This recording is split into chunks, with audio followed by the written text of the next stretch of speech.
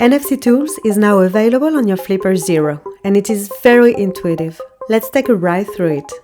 In your Flipper menu, you will find it in Apps, then NFC. As an example, we'll write to a chip.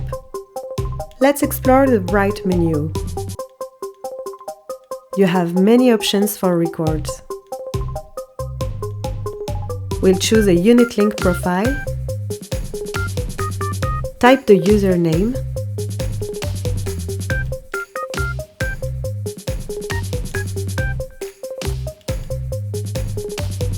then press OK. Approach your NFC tag. Now go back to the menu. Choose Read and approach your tag again. You will see detailed information about your chip and the record you just wrote. You can generate a QR code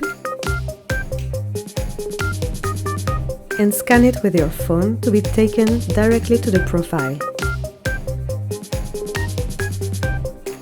You could also scan the chip itself with your phone.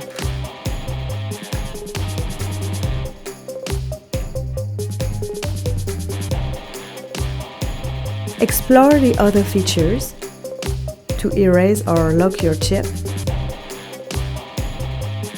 set a password, and more.